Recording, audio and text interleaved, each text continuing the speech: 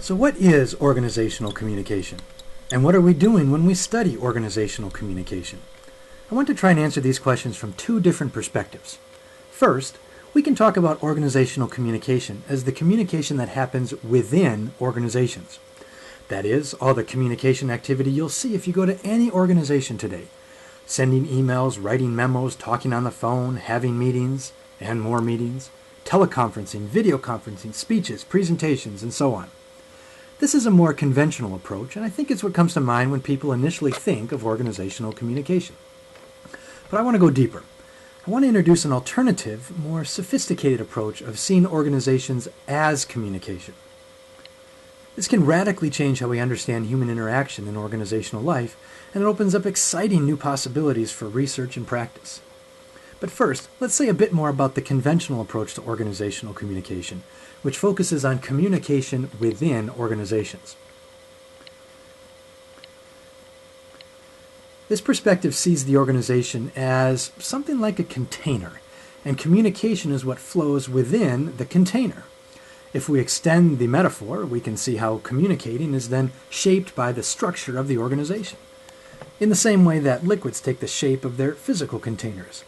And by the shape of the container, we can mean the physical shape of the organization, like if you have to take the elevator up 10 floors to deliver a report to your boss, or more of a symbolic shape, like where you are in the organizational hierarchy and how this influences the way you communicate with other organizational members. The key here is that the organization is seen as something that exists separately from communication. So communication is quote-unquote organizational when it happens within these separate structures we call organizations. This relates to what scholars call an informational view of communication, because communication is all about transmitting information throughout the container of the organization. And quote-unquote ineffective communication or communication breakdowns are seen as technical problems. The right information didn't get to the right people in the right manner. Someone didn't get the memo, as people like to say.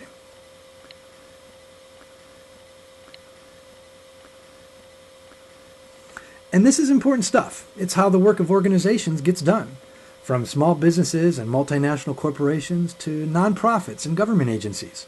If organizations don't communicate the right information to the right people at the right times in the right ways, things fall apart. Directions aren't followed, customers aren't satisfied, clients aren't served, regulations aren't obeyed. General chaos ensues. And in certain high-risk organizations, like our military or your local fire department, getting the right information to the right people is absolutely critical.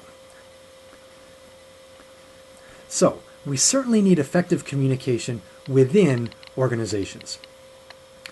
But again, I want to go deeper, beyond this conventional view of organizational communication. Because as important as this conventional view is for the day-to-day operations of organizations, I just don't think this view fully captures the complexities of organizing and communicating in our society. In a perfect world, we could create more efficient structures of information sharing so that the right people would always have the right information, and miscommunication would be a thing of the past. But a funny thing happened on the way to communication paradise. Turns out, different people interpret the exact same message very differently. That people can be deceptive in their communication, and their motives are incredibly difficult to figure out. That the meaning of language changes depending upon the context. And that what you don't communicate is often more important than what you do communicate, or that what you say is often much less important than how you say it. And that people often, if not usually, communicate for many other reasons than to just transmit information. And these are not just aberrations. This is the normal state of affairs for human interaction. Why is it, after all, that quote-unquote communication problems are continually mentioned as one of the main difficulties for most organizations? Is it just that people aren't getting the right information? Well, if so, this is merely a technical problem that should improve as we develop new ways to get better information to more people more efficiently. But it seems like almost the opposite is happening. That the more sophisticated our communication technologies have gotten over the years, the more communication problems we actually have. Now, why is that? Perhaps it's because there is more going on with communication than just transmitting information. So, in contrast to the first approach of communication within organizations, I want to offer an alternative, more sophisticated approach to organizational communication. Organizations as communication. But this means we have to think very differently about both communication and about organizations. Instead of viewing communication as merely the transfer of information, this second approach goes deeper and sees communication as the fundamental process that shapes our social reality. Communication is not just about transmitting already formed data between senders and receivers, but rather a complex process of continually creating and negotiating the meanings and interpretations that shape our lives. Scholars call this a constitutive view of communication, because communication literally constitutes or makes up our social world. More on this later. Additionally, this second approach of seeing organizations as communication questions the very notion of organization in the first place. The first approach of communication in organizations assumes there is this thing called organization that exists, and we just focus on the communication that happens inside. But what exactly is this thing called organization? Where did it come from? Organizations aren't natural. They don't just exist in nature like trees and mountains and rivers. They're created by people, and people have different values and motivations and abilities and resources. So organizations are never just neutral structures that exist apart from human activity. They are the visible manifestations of human activity, of communication. And so at their core, organizations are communicative. Think about it. An organization is essentially an ongoing collection of interactions, decisions, messages, interpretations, symbols, agreements, contracts, relationships, and so forth. There's nothing else there that exists apart from communication. Well, let me qualify that just a bit. Certainly there are other material or physical things there, like buildings, cubicles, computers, and other equipment, and these things help make up the organization. But these things have no inherent meaning apart from human interaction, nor can they have any impact in the real world apart from the choices we make through communication. Similarly, the outcomes of communication definitely have consequences in the material world. For example, you might be thinking, hey, if I get laid off, it's not just a matter of perception, it's not just talk. There's a stark reality I have to face. Yes, but how the decision to lay you off was made and the meaning of that decision, whether seen as cost-cutting efficiency or ruthless bottom-line thinking, and how you make sense of this event are all matters of communication. And the accumulation of these communication processes are what make organizations what they are. I'm not suggesting that organizations exist in an imaginary land of perceptions and symbols and wishful thinking, like the material world doesn't matter, it's all in your mind. No. This constitutive perspective of organizations as communication is very much rooted in the material world of things and stuff. But what I am suggesting is that these material things come together and have meaning as an organization only through communication, thus leading us to the conclusion that organizations exist as communication. And my argument is that this second approach, organizations as communication, is a much better perspective to guide our study of organizational communication. Now, of course, we need effective communication within organizations. That's a given. But if we limit ourselves to only this perspective, we miss important opportunities for deeper insights and understanding.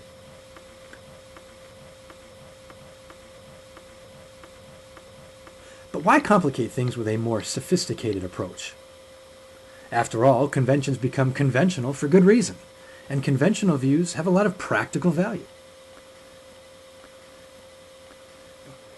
What do we gain with an alternative approach? I'm sure by now there are some objections in favor of the conventional view of communication within organizations I described earlier. After all, the container metaphor seems to describe how most of us actually experience organizational communication much of the time. And the physical reality of organizations, buildings, computers, stuff like that, seem to reinforce the conventional view. So what's wrong with this approach? Well, when we just focus on communication within organizations, based on that informational view of communication, we're taking what a colleague of mine at the University of Colorado calls a flat earth approach towards communication. What I mean by a flat earth approach is a perspective that seems correct from a limited vantage point because it works for much of our day-to-day lives, but ultimately it fails to account for the complexity of a situation. For much of human history, we got by just fine thinking that the earth was flat, even though it was always round. And even with our 21st century sophistication, where we know the Earth is round. Most of us can actually get by with flat Earth assumptions much of the time. But what about when things get more complex? If you want to put a satellite into space or take a transcontinental flight, flat Earth assumptions aren't going to be very helpful. Remember in elementary school when you compared a globe to a map and realized, for example, that it's much quicker to fly from New York to Moscow by flying over the North Pole instead of across the Atlantic?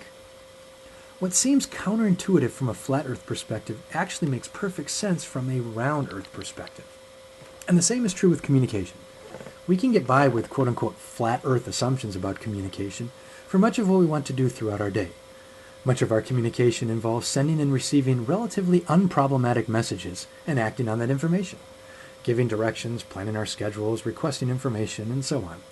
And the conventional informational approach towards communication works just fine in these situations. But other times things are a bit more complex. Like when you need to resolve conflict with a close friend or family member, or when you have to share bad news with someone you care about, confront someone about a wrongdoing, or you need to mediate a dispute. There's so much more going on in these situations than merely exchanging information. You are actually engaged in a complex process of meaning negotiation and social construction. In these situations, you have to do much more than think about what information you want to exchange. You actually have to think about the social realities you're creating. What might seem intuitive from a conventional flat Earth approach to communication, like expressing what you think or trying to control information, may actually work against you because it constitutes a social reality that produces unfavorable outcomes.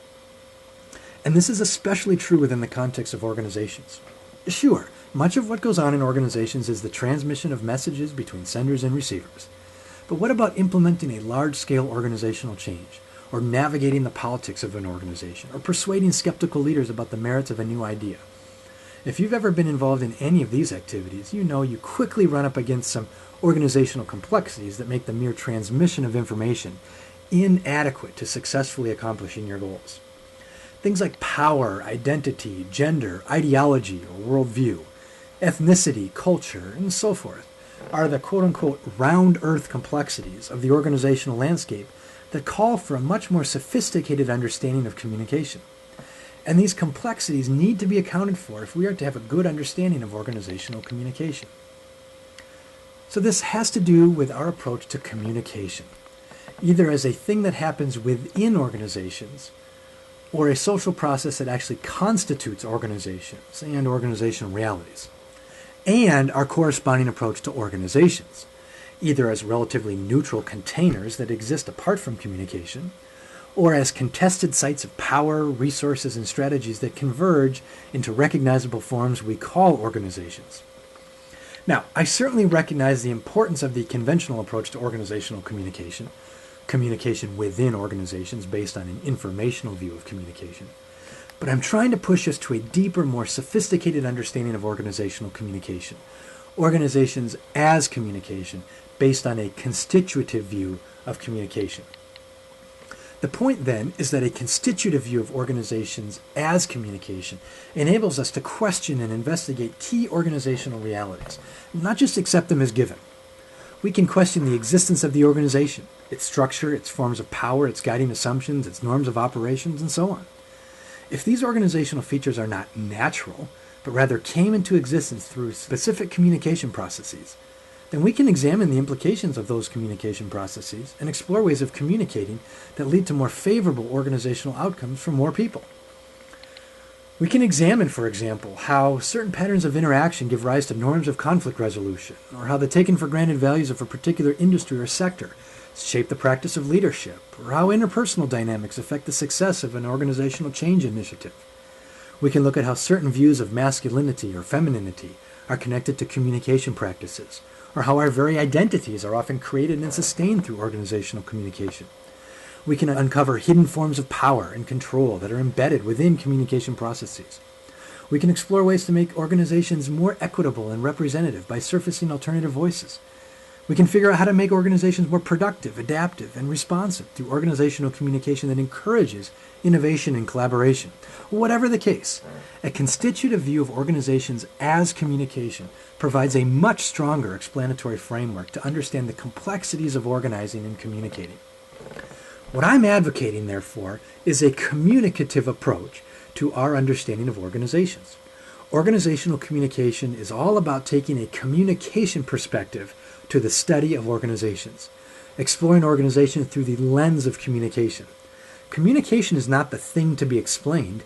Communication actually provides an explanatory framework from which to understand the complexities of organizational life.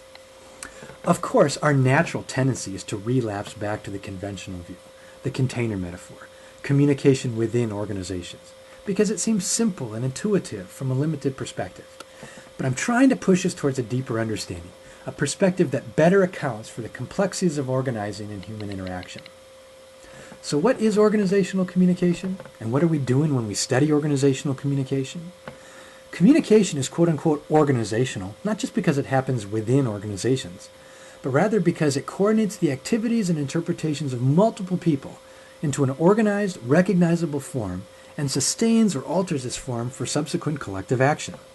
To study organizational communication, therefore, is to study the fundamental social processes that create and sustain the dominant structures of our society.